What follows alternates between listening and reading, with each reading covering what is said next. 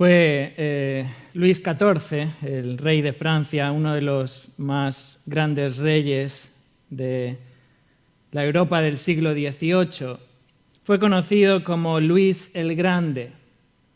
Murió en 1715, después de haber reinado durante 72 años. Su reinado fue considerado como el más poderoso. Su corte real era la más magnífica y grandiosa. Fue Voltaire quien dijo que fue una época eternamente memorable. O el mismo alemán Leibniz decía de él que era uno de los reyes más grandes que jamás hayan existido. Le gustaban sin duda los halagos, lo adulaban sobremanera hasta la idolatría. Fue él mismo quien hizo famosa la declaración de «Yo soy el Estado». En su funeral, 1715, su cuerpo fue colocado en un ataúd de oro. La basílica carecía de luz y tan solo una vela iluminaba su ataúd dorado. Significaba así la grandeza de este majestuoso rey. Entonces el que oficiaba el entierro se acercó al ataúd y apagó la vela y dijo: «Solo Dios es grande». Esta historia me recuerda a la actualidad en la que vivimos. El hombre se enaltece de su sabiduría. La humanidad se autoalaba por sus logros. El ser humano se cree grande, se cree poderoso, se cree dueño del mundo.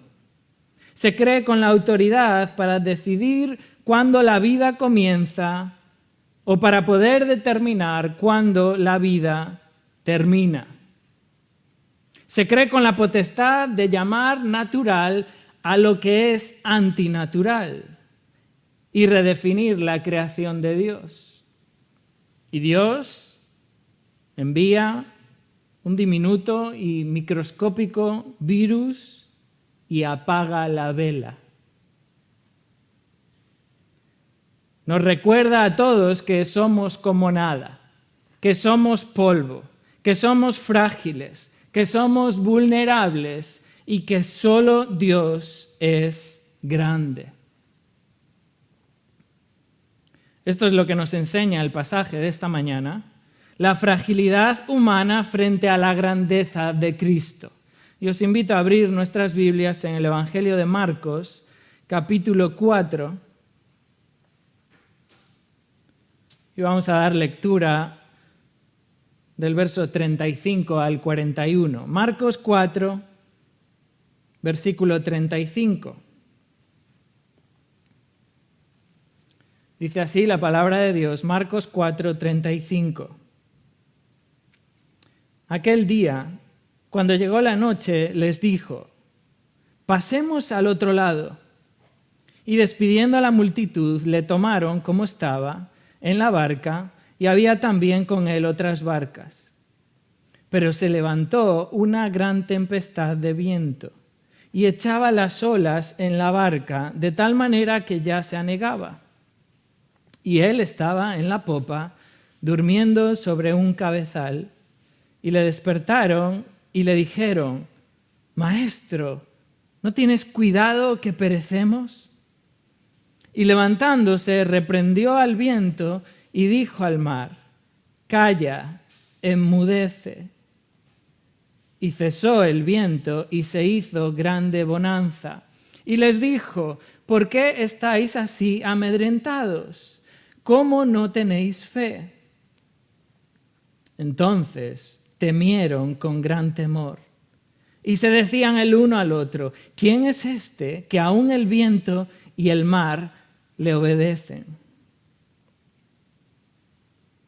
El Evangelio de Marcos está dirigido a creyentes gentiles. Marcos escribe a creyentes que estaban viviendo en Roma bajo el Imperio Romano, gobernado en aquel entonces por Nerón.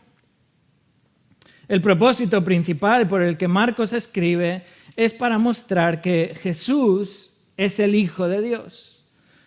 Fijaros cómo comienza el Evangelio, capítulo 1, versículo 1. Principio del Evangelio de Jesucristo, Hijo de Dios. Y fijaros cómo termina el mismo Evangelio en el capítulo 15, versículo 39. Y el centurión que estaba frente a él, viendo que después de clamar había expirado así, dijo: verdaderamente este hombre era Hijo de Dios.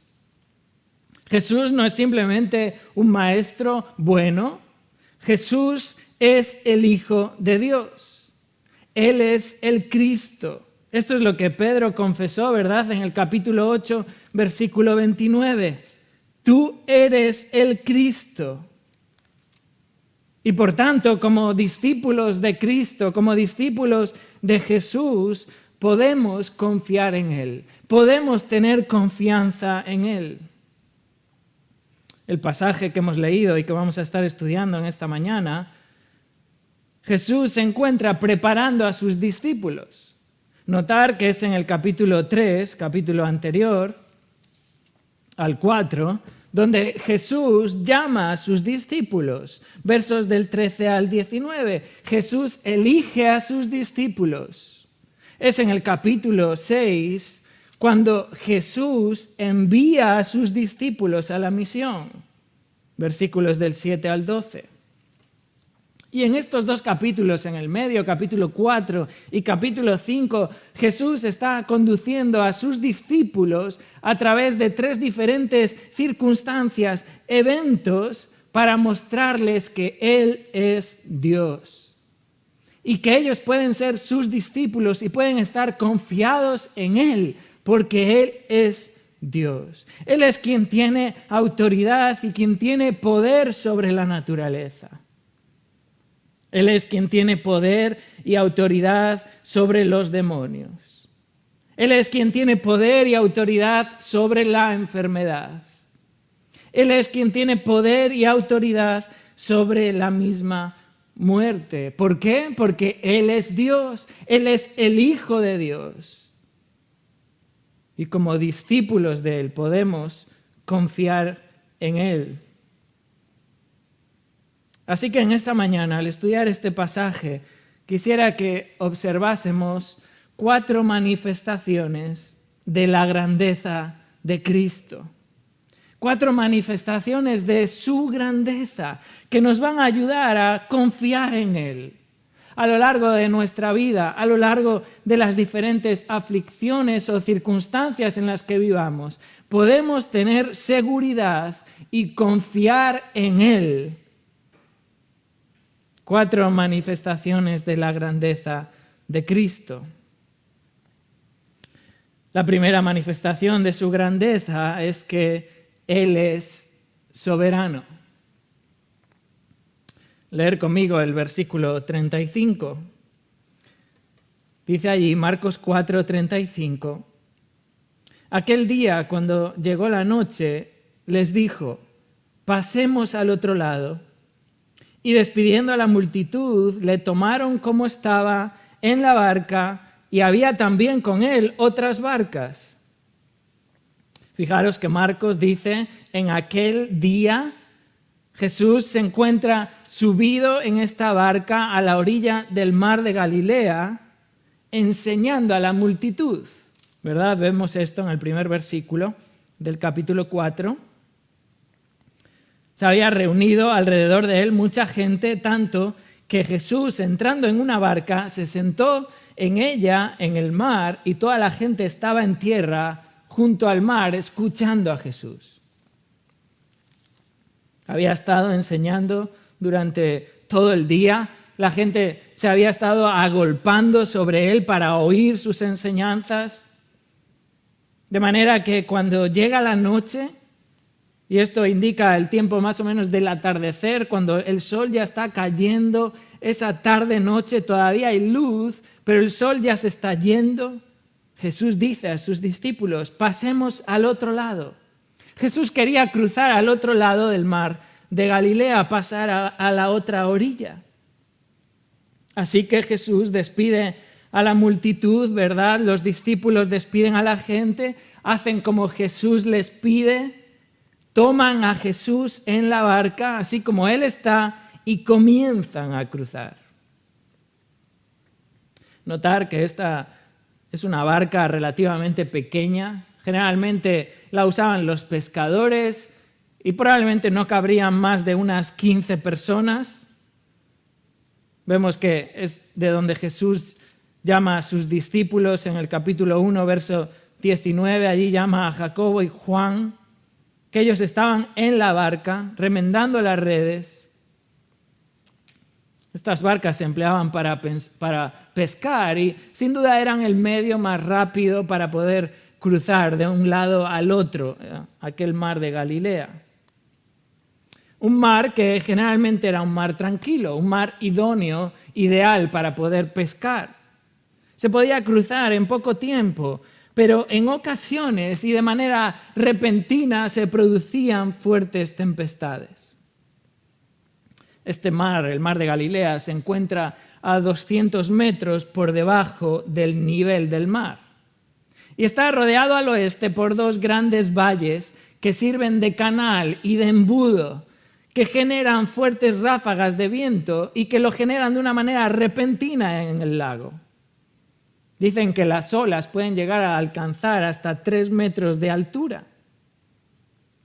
Al noreste del lago se encuentra el conocido Monte Hermón, 2.800 metros de altura sobre el nivel del mar.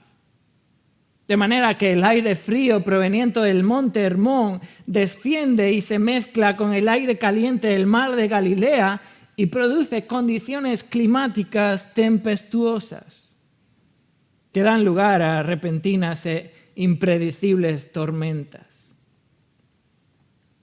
Y aquí vemos a Jesús que en su soberanía dirige a sus discípulos a esta fuerte tempestad.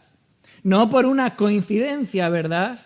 No como algo que tomase por sorpresa a Jesús, sino que Él tiene un propósito específico y soberano para llevar a sus discípulos a esa tempestad.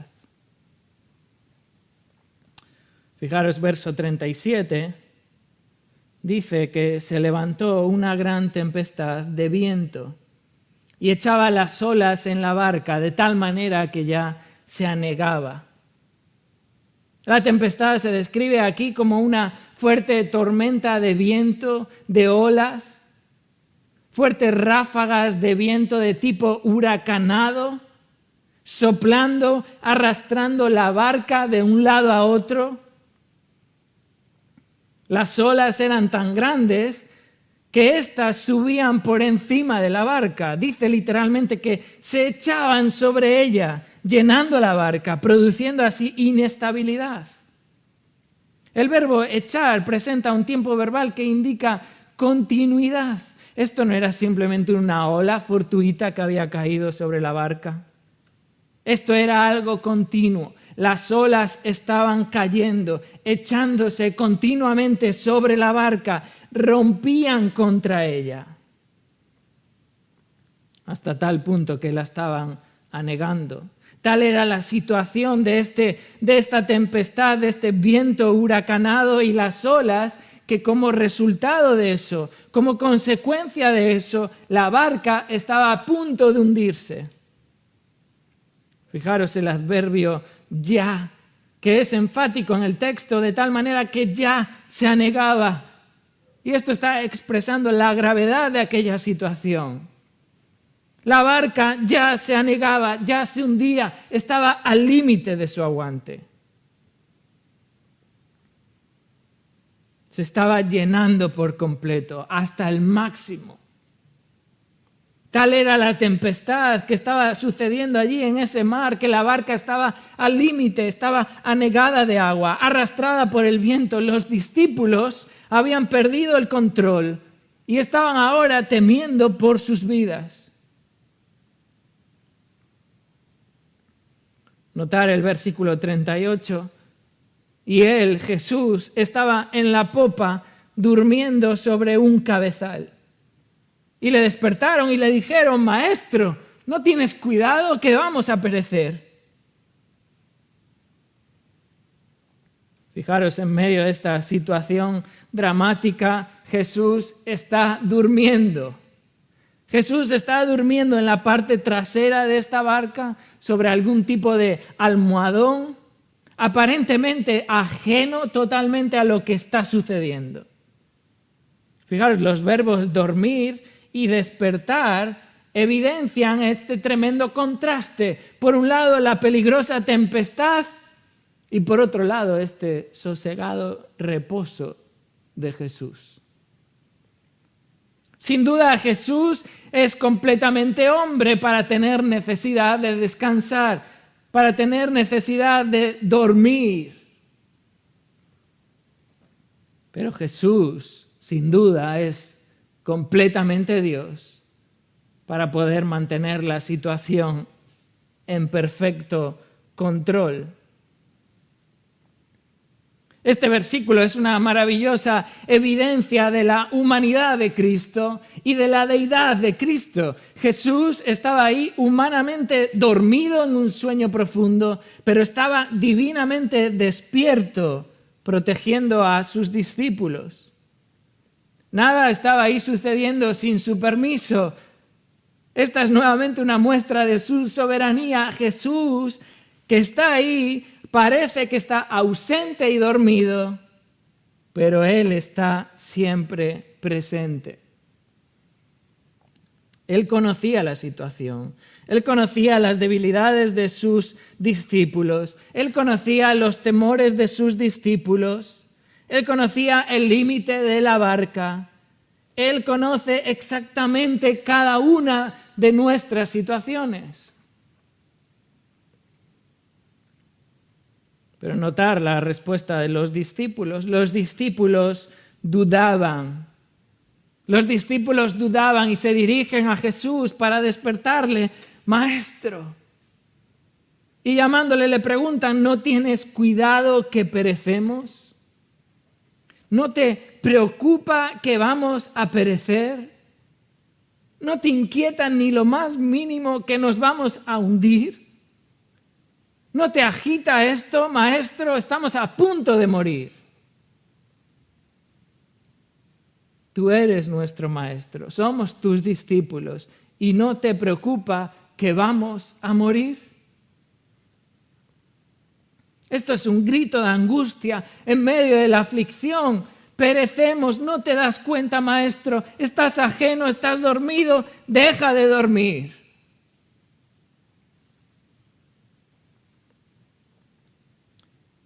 ¿Cuántas veces hemos hecho nosotros lo mismo, verdad?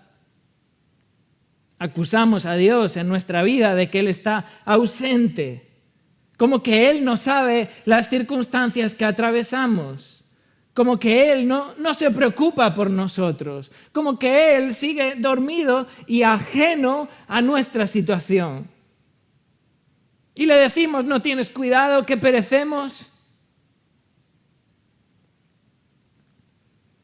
Los discípulos se habían olvidado de que fue Jesús quien les dijo, pasemos al otro lado. Fue Jesús quien dijo a sus discípulos, vamos a cruzar el mar de Galilea. Fue Jesús quien había acogido a sus discípulos y los había llevado a esa tempestad. Fue Jesús quien los había introducido en esa tormenta, porque Él es soberano.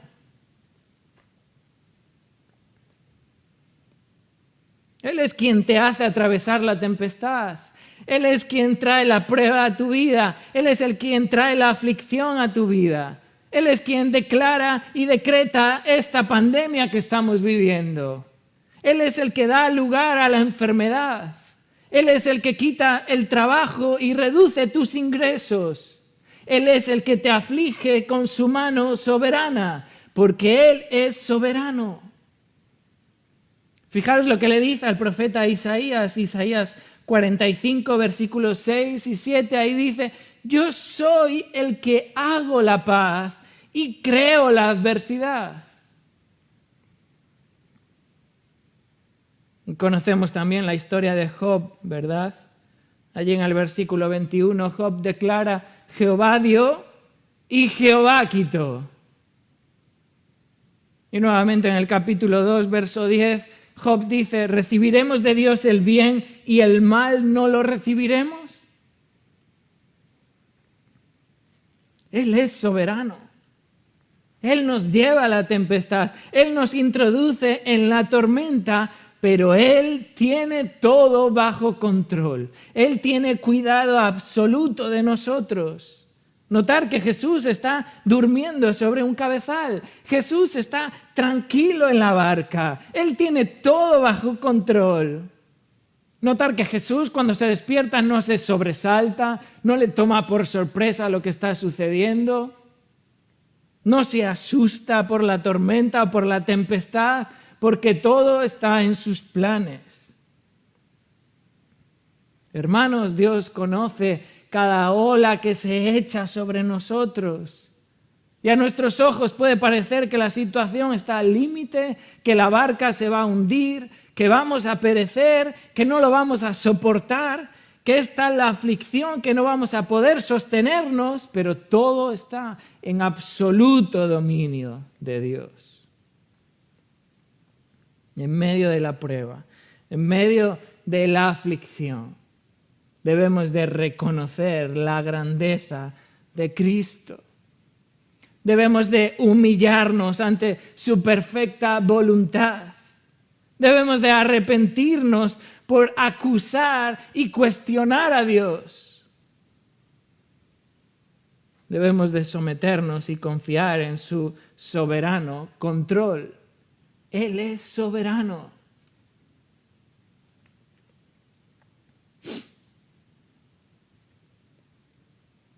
No solamente Él es soberano, sino que también este pasaje nos muestra una segunda manifestación de la grandeza de Cristo. Y la segunda manifestación de su grandeza es que Él es omnipotente. Él es omnipotente. Fijaros el versículo 39. Y levantándose, reprendió al viento y dijo al mar, calla, enmudece. Y cesó el viento y se hizo grande bonanza. Fijaros, Jesús se despierta. Jesús se despierta y se levanta en la barca para reprender al viento y al mar. Fijaros este verbo reprender.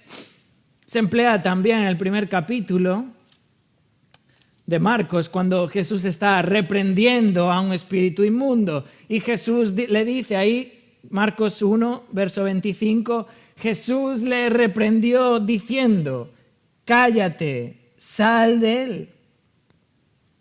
No estamos diciendo con esto que el viento era un espíritu inmundo, que Jesús tenía que reprender. No es esto lo que estamos diciendo. Estamos diciendo que Jesús es quien tiene autoridad y poder para mandar sobre el viento, para mandar sobre el mar. Jesús reprende a la tempestad, manifiesta así su poder absoluto. Él es omnipotente. Fijaros, su orden es una orden directa.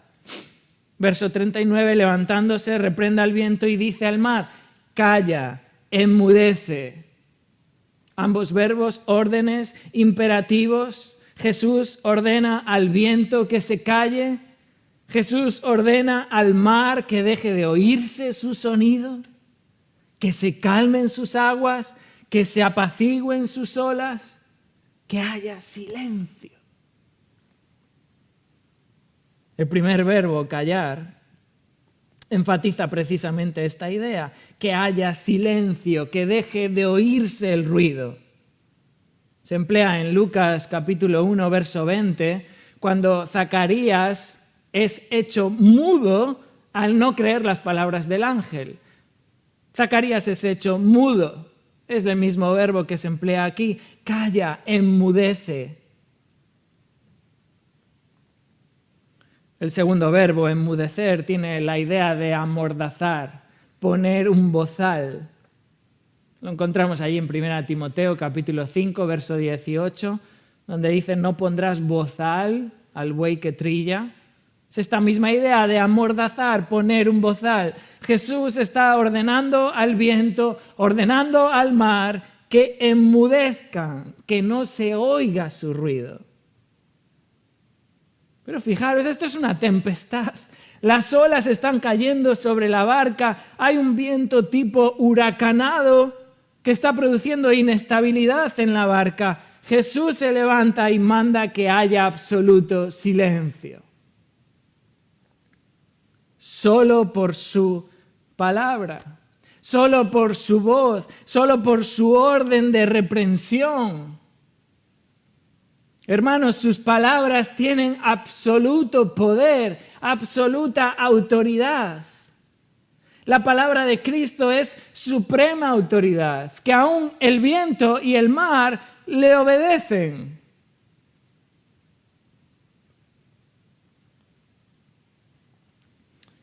Y fijaros que como consecuencia de esta orden, continúa el verso 39 diciendo que cesó el viento. Y se hizo grande bonanza. Y ambos verbos, cesar y se hizo, indican un resultado inmediato. Estos no se calmaron por un proceso natural del clima, sino que estos se calmaron en obediencia a las órdenes de Jesús. Notar que varios de los discípulos que están ahí en la barca son pescadores. Son personas experimentadas, son personas que conocen el mar de Galilea, son personas que han dedicado muchos años de su vida a pescar en ese mar, son personas que conocen esas aguas, conocen esas tempestades y esas tormentas. Sin embargo, lo que está ahí sucediendo no es fruto de un proceso natural por el cual el mar se aquieta, sino lo que está ahí sucediendo es el poder de Dios actuando, ordenando al mar, ordenando al viento que cesen, que se produzca quietud. Así lo reconocen los mismos discípulos, ¿verdad? En el verso 41, el viento y el mar le obedecen. Cesó el viento, se hizo grande bonanza, se hizo una gran quietud, una gran calma.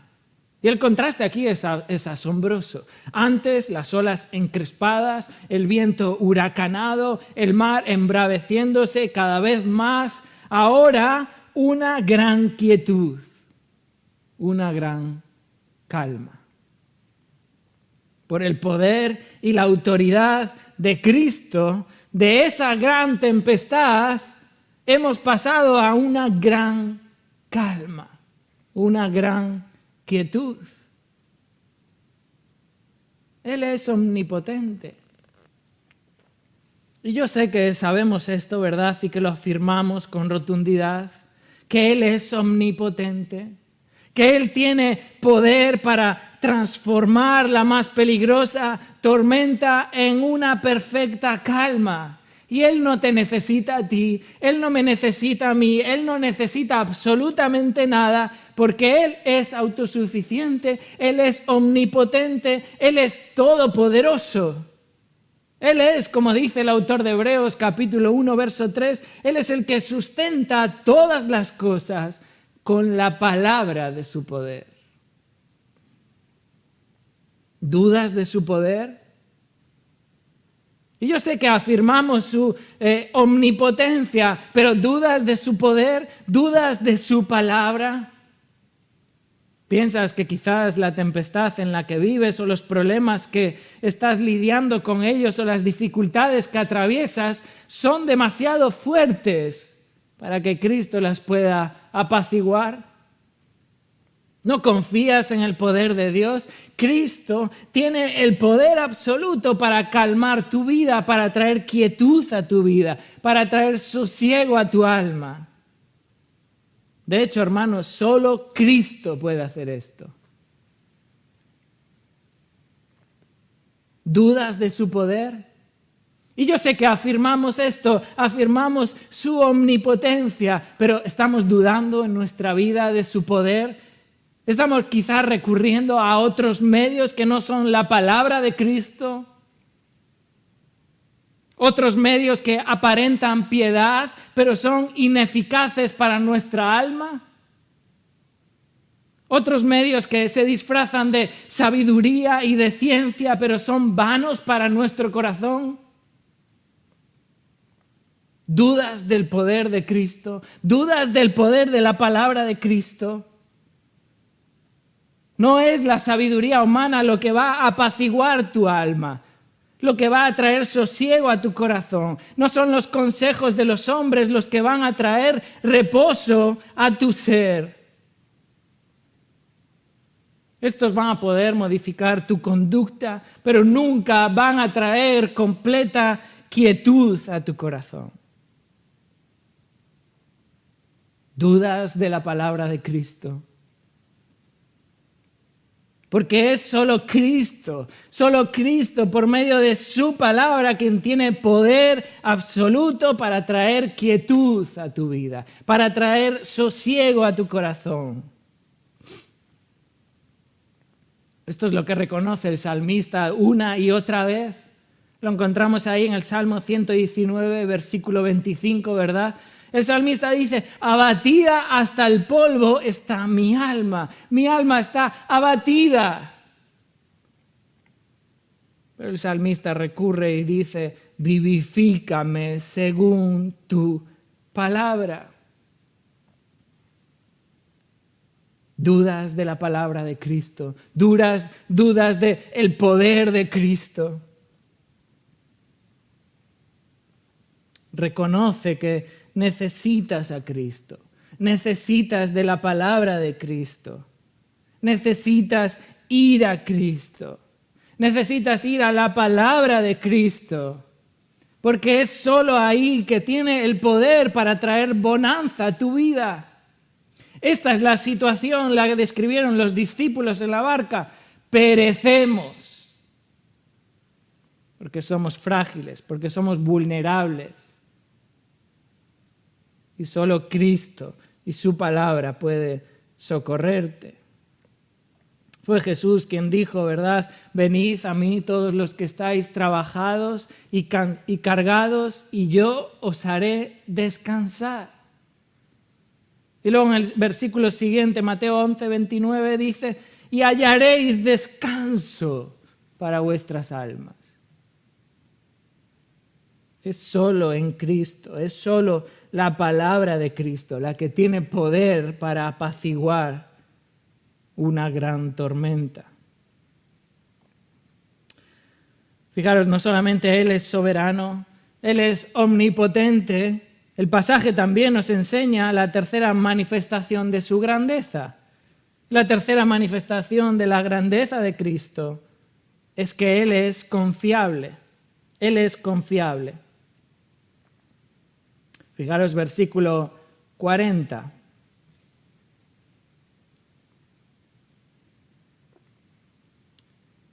Y les dijo, Jesús les dice a sus discípulos, ¿por qué estáis así amedrentados? ¿Cómo no tenéis fe? La pregunta conlleva cierta reprensión. Acaba de estar reprendiendo al viento, acaba de reprender al mar y ahora se dirige a los discípulos para reprenderles. ¿Por qué estáis así amedrentados? ¿Por qué estáis así temerosos? Y el término amedrentados describe a una persona que tiene falta de confianza, falta de confianza. Esta es la reprensión de Jesús a sus discípulos. Se dirige a ellos de la misma manera que antes se dirige al mar para reprenderles por su actitud. ¿Por qué teméis? ¿Por qué estáis temerosos? Y añade, ¿cómo no tenéis fe? Y la idea de esta pregunta es, ¿aún no tenéis fe? ¿Todavía no tenéis fe? ¿Todavía no confiáis en mí, pero no habéis visto todo lo que he hecho? ¿No habéis oído todas mis enseñanzas? ¿No habéis visto todas mis obras? ¿Y todavía no tenéis fe? ¿Todavía no confiáis en mí? La falta de confianza de los discípulos les había llevado a estar amedrentados, a estar temerosos, incapaces de confiar en Dios. Los discípulos estaban más preocupados por la tempestad. Su temor era mayor que su confianza. Tenían miedo a morir en aquella barca.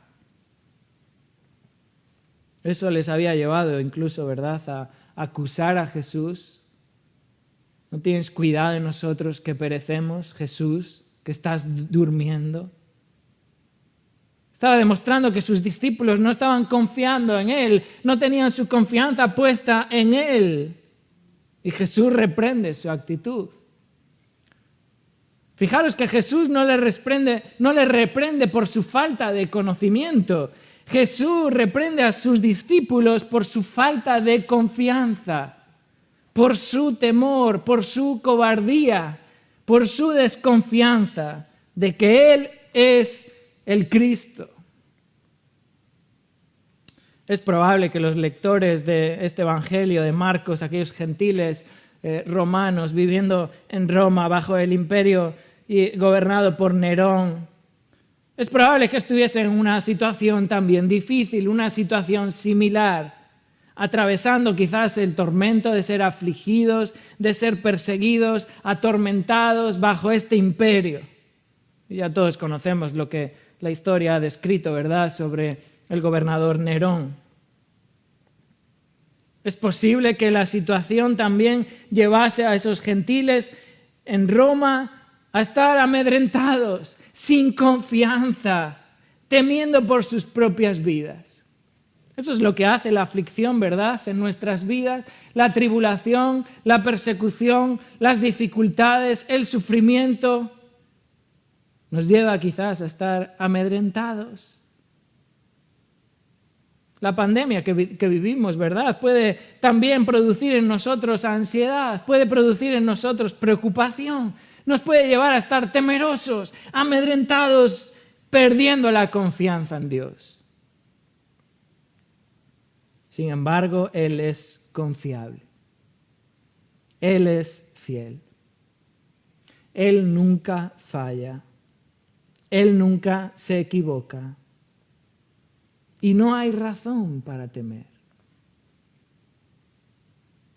Aún en medio de la mayor dificultad de nuestra vida, de la mayor tempestad de nuestra vida, ya sea la enfermedad, o ya sea el contagio de este virus, o ya sea el aislamiento, o ya sea la crisis económica que va a golpear tu vida, Dios siempre es confiable. ¿Recordáis al apóstol Pedro cuando escribe su primera carta, 1 Pedro capítulo 5, versículo 6, dice allí el apóstol Pedro: humillaos pues bajo la poderosa mano de Dios, para que Él os exalte cuando fuere tiempo, echando toda vuestra ansiedad sobre Él, porque Él tiene cuidado de vosotros. Él tiene cuidado de nosotros. Dios es confiable, sea cual sea nuestra situación.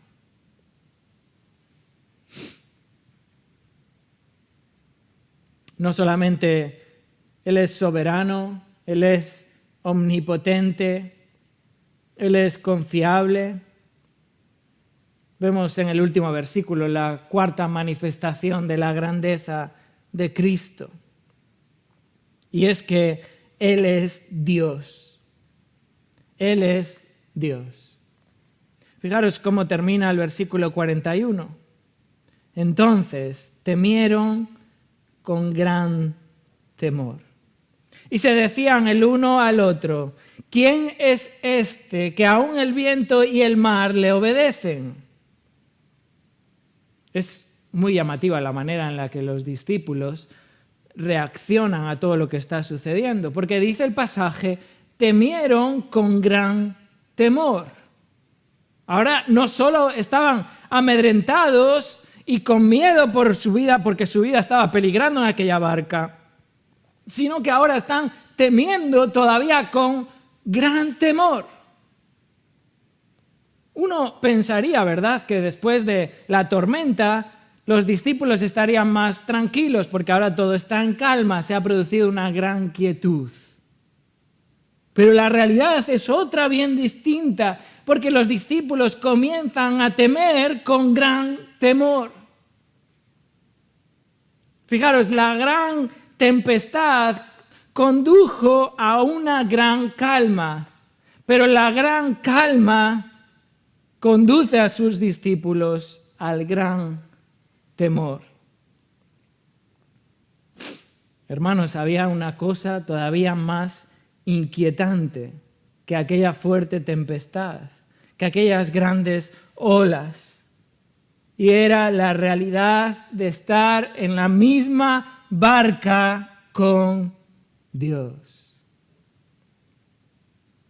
Fue la presencia de Dios entre ellos que produjo todavía más temor incluso que la realidad de su propia muerte. Esto me hace pensar, ¿verdad?, en ese pasaje de Mateo 10, 28. No temáis a los que matan el cuerpo, mas el alma no pueden matar. Temed más bien a aquel que puede destruir el alma y el cuerpo en el infierno. Y esta es la realidad de los discípulos en aquella barca. Están temiendo con gran temor. Y claman allí desde lo profundo de su corazón: ¿quién es este? ¿Quién es este que aún el viento y el mar le obedecen? Él es Dios. Él es el gran yo soy. Él es el creador de los cielos y de la tierra. Él es el sustentador del universo. Él es Jehová, de quien testifican las Escrituras. Y los discípulos seguro que conocían todos esos pasajes de los Salmos, ¿verdad? Salmo 65, verso 7. Él es el que sosiega el estruendo de los mares, el estruendo de sus ondas. Salmo 89, verso 8. Tú tienes dominio sobre la braveza del mar. Cuando se levantan sus ondas, tú las sosiegas. Salmo 107, versículo 29. Él es el que cambia la tempestad en sosiego y se apaciguan sus ondas. Los discípulos reconocieron que estaban en la misma barca con Dios. Dios mismo estaba ahí con ellos en la barca, el que tiene dominio sobre el mar, el que apacigua las olas, el que tiene control del viento, estaba ahí a bordo en esa barca. Y empezaron a temer con gran temor. Se dieron cuenta de que hace un rato habían estado acusando a Dios. Habían estado llamándole a Dios dormilón, indiferente a nuestra vida, ajeno a nuestra situación. Y ahora se están dando cuenta de que ese al que habían acusado es el Dios creador de los cielos y de la tierra. Es interesante notar que esta fue la misma reacción que tuvieron los marineros que acompañaron a Jonás en aquella travesía. ¿Recordáis esa historia en el libro de Jonás? Jonás en el barco, aquellos marineros temerosos. ¿Recordáis que Jehová había mandado a Jonás que fuese a Nínive a predicar el evangelio? Ve a Nínive, pregona contra ella, porque ha subido su maldad delante de mí, que se arrepientan. Y sabemos, ¿verdad?, que Jonás decide desobedecer a Dios. En lugar de ir a Nínive, haya una nave que parte para Tarsis, paga su pasaje y entra en ella para irse con ellos a Tarsis, lejos de la presencia de Jehová. Lo dice ahí en el verso 4, capítulo 1 de Jonás, que Jehová hizo levantar un gran viento en el mar, y hubo en el mar una tempestad tan grande que se pensó que se partiría la nave. Los marineros están temerosos por esa gran tempestad, las olas están rompiendo contra el barco, están pensando que la nave se va a partir, están temiendo por sus vidas. Jonás, recordáis, está durmiendo. Verso 6, ¿qué tienes, dormilón? Levántate, clama a tu Dios, quizá Él tenga compasión de nosotros y no pereceremos. Conocéis cómo continúa la historia, ¿verdad? No encuentran la manera de poder calmar y poder conducir ese barco, están temiendo por su vida, finalmente deciden echar a Jonás por la borda. Esto es lo que Jonás les propone. Echarme por la borda, verso 15, y el mar se aquietará. Verso 12, tomadme y echadme al mar y el mar se os aquietará, porque yo sé que por mi causa ha venido esta gran tempestad. Y luego vemos, ¿verdad?, como cuando toman a Jonás y lo echan al mar, el mar se aquieta. Verso 15, tomaron a Jonás y lo echaron al mar y el mar se aquietó de su furor. Y fijaros cómo continúa, dice el verso 16, y temieron aquellos hombres a Jehová con gran temor. Estos marineros se están dando cuenta de que Dios está ahí presente, de que Dios está aquietando el mar, de que Jehová, el Señor de los ejércitos, está trayendo calma a las aguas, está enmudeciendo el viento, está aquietando aquella tempestad. Y es la presencia de Jehová la que hace que aquellos hombres teman a Dios con gran temor. Hermanos, a veces nos olvidamos de la presencia de Dios. Nos olvidamos de la presencia de Dios en nuestras vidas. Nos quejamos, le acusamos a Dios de que es ignorante de lo que nos pasa. Desobedecemos a Dios cuando sabemos cuál es su voluntad. Ignoramos, ¿verdad?, de que Él es el Dios creador de los cielos y de la tierra. Le tratamos de dormilón, de ausente de nuestra vida. Y un gran temor debería de sobrecoger nuestro corazón, que deberíamos de caer postrados ante Él. Así como sucedió con estos marineros, ¿verdad?, en esa historia de Jonás. Así como sucedió con los discípulos de Jesús. Como dice el Proverbio capítulo 28, verso 14, bienaventurado el hombre que siempre teme a Dios, mas el que endurece su corazón caerá en el mal. Él es Dios. Sin duda alguna, estos tiempos que estamos viviendo son tiempos tempestuosos. Un virus ha hecho temblar el mundo. Se ha llevado la vida de más de 230.000 personas.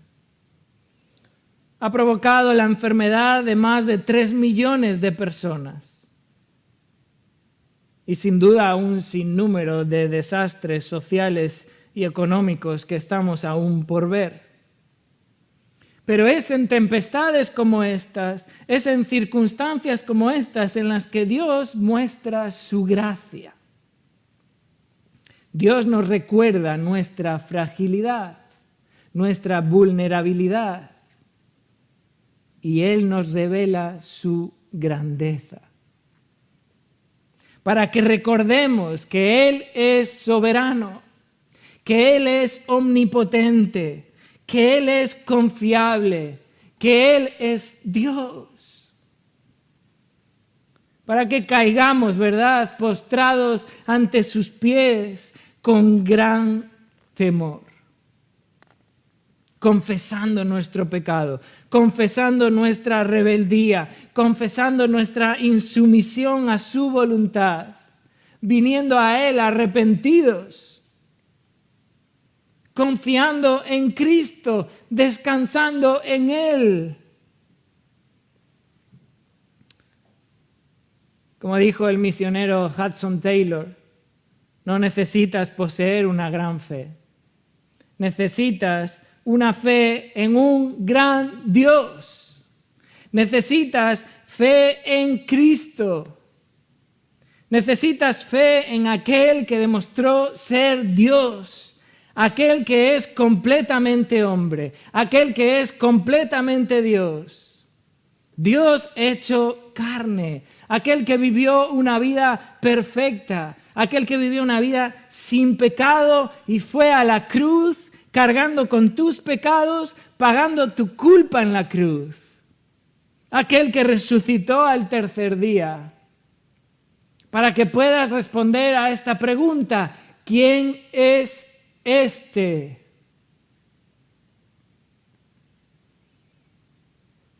Como Pedro respondió, ¿verdad? Tú eres el Cristo. Porque la grandeza de Cristo es incomparable. Vamos a orar para terminar. Señor, en esta mañana te alabamos por tu palabra, reconocemos tu grandeza, reconocemos tu soberanía, reconocemos de que tú eres el Dios eterno, todopoderoso, reconocemos que tu palabra es autoridad suprema, nuestra única fuente de consuelo, nuestra única fuente de reposo, de quietud. Reconocemos de que tú eres confiable, de que tú no cambias, tú eres fiel, tú eres inmutable, tú eres Dios. Confesamos delante de ti, Señor, nuestro pecado, nuestra rebeldía tantas veces a tus planes, a tu voluntad. Confesamos, Señor, nuestra ignorancia de lo que nos sucede en la vida. Tú sigues siendo Dios, aun en medio de la tragedia, aun en medio de la aflicción, aun en medio de la tribulación, aun en medio, Señor, de esta pandemia que tú envías.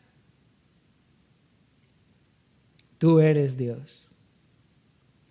Señor, oramos por almas que todavía permanecen esclavizadas a su pecado, con su mente entenebrecida, que traigas luz, que por medio de tu Espíritu regeneres estas vidas, los traigas de la muerte a la vida, como hiciste con nosotros, Señor. Que siendo muertos, estando muertos en nuestros delitos y pecados, tú nos has dado vida. Quebranta nuestras almas en esta mañana, Señor. Fortalece nuestros corazones. Afianza nuestras vidas para seguir confiando y seguir maravillándonos de la grandeza de Cristo. Oramos en el nombre del Señor Jesús. Amén.